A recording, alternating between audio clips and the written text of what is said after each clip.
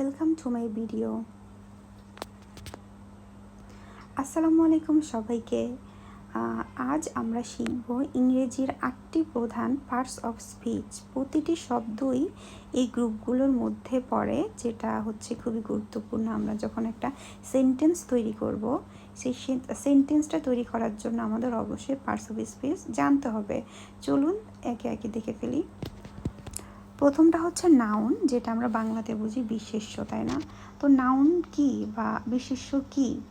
যে শব্দ মানুষ, স্থান, বস্তু বা কোনো ধারণার নাম বোঝায়। মানে যে কোনো নাম, এটা মানুষের নাম হতে পারে, স্থানের নাম হতে পারে, বস্তুর নাম হতে পারে, যে কোনো জিনিসের নাম, সেটি হচ্ছে noun.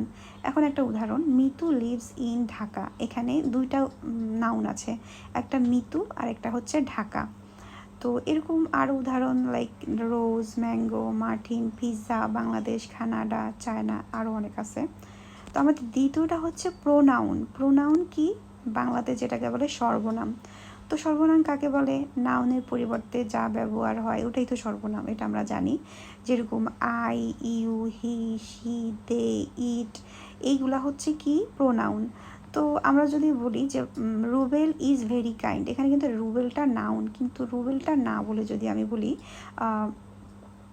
He is very kind, তাহলে একটা শর্ট আকারে হয়ে গেল না? তাহলে এখানে হি এর পরিবর্তে কি রুবেলটা ইউজ হয়েছিল। তো আমরা যদি রুবেলটা না বলে যদি হি ইউজ করি, তাহলে এটা হয়ে যাবে কি? হিটা হবে প্রোনাউন। আশা করি বুঝতে পারছেন।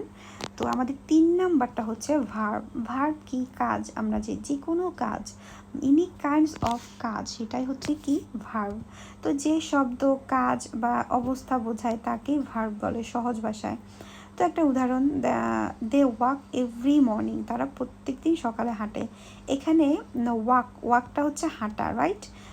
ওয়াকটা হচ্ছে এখানে কি? ভার্ব। এই সেন্টেন্সটাকে কোন কাজ মানে অর্থ বুঝাইছে? ওয়াকটা হচ্ছে হাঁটা, সো এটা হচ্ছে ভার্ব। তো এরকম খাম, গো, স্লিপ, রান, দেন হচ্ছে রাইট, রিড, তারপর হচ্ছে এনি কাইন্ডস অফ ভার্ব, যে সেন্টেন্সের মধ্যে যেটা কাজ বুঝাবে সেটাই হচ্ছে ভার্ব। ভার্ব অর্থ কি? কাজ বা অ্যাকশন, ক্রিয়া, এটাকেই বলা হয় আপনার ভার্ব। তো যদি কেউ না বুঝে থাকেন তাহলে অবশ্যই আমাকে কমেন্ট সেকশনে জানাবেন। আমাদের 4 নাম্বারটা হচ্ছে অ্যাডজেক্টিভ, লাইক বাংলাতে যেটাকে আমরা বলি বিশেষণ। তো যে শব্দ নাউনকে বর্ণনা করে মানে কি? সে লাইক বিউটিফুল, সুন্দর, কে সুন্দর, কতটুকু সুন্দর, মানে বর্ণনা করবে। লাইক যে শব্দ নাউনকে বর্ণনা করে সেটি হচ্ছে adjective. For example, Sara has a beautiful dress. এখানে সারা ড্রেসটাকে মানে কী রকম বর্ণনা করছে? সুন্দর। এখানে বিউটিফুলটাই হচ্ছে এখানে কি? অ্যাডজেক্টিভ।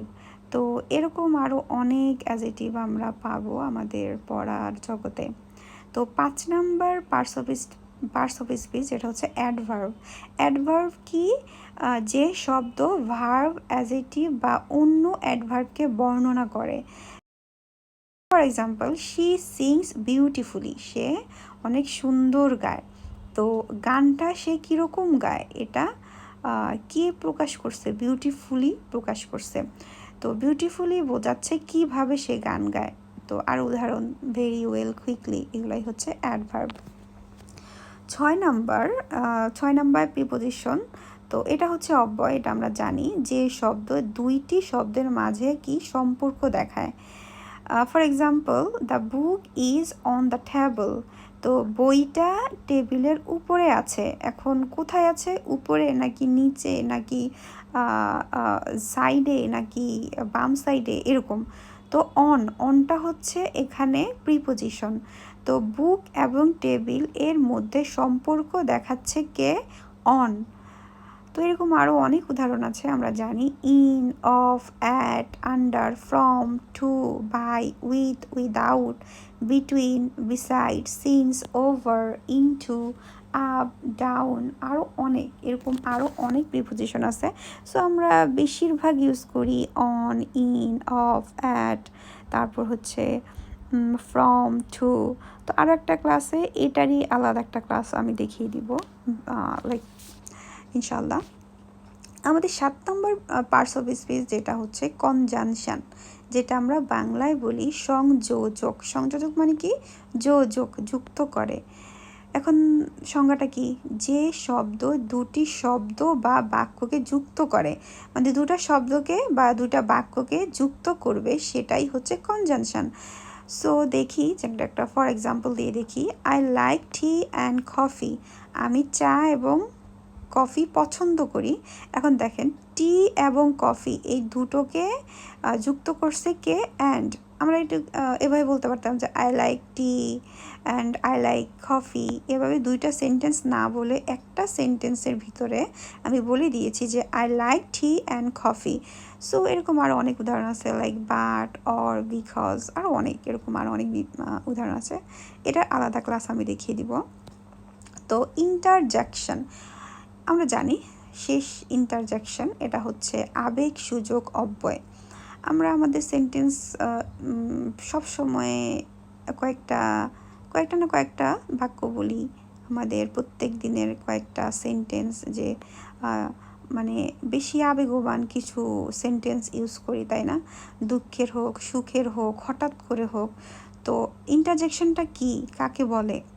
যে শব্দ হঠাৎ আবেগ প্রকাশ করে, এই আবেগটা কিন্তু দুঃখেরও হতে পারে, সুখেরও হতে পারে, তাই না? সেটি হচ্ছে interjection. So for example, wow, this place is amazing. এখানে দেখেন, ওয়াওটা কি বুঝেছে? বিস্ময় সুযোগ বসেছে, মানে একটা আবেগ প্রকাশ করছে, সে অবাক হয়ে গেছে। তো এখানে আমরা wow, this place is amazing, এই প্লেসটাকে এত সুন্দর যে ওয়াও বলে সে তার মনের ভাব প্রকাশ করছে। তো এরকম আরও অনেক উদাহরণ আছে, ওহ, হেই, এরকম সাম উদাহরণ আছে। তো আজকের ভিডিওটা আমি জানি না আপনাদের কার কেমন লাগছে। তো এই পার্টস অফ স্পিচ সবগুলার আলাদা আলাদা আমি ভিডিও দিয়ে দিব, যেন প্রত্যেকটা পার্টস অফ স্পিচ আলাদাভাবে আপনারা বুঝতে পারেন। তো সেই পর্যন্ত ভালো থাকবেন। আসসালামু আলাইকুম।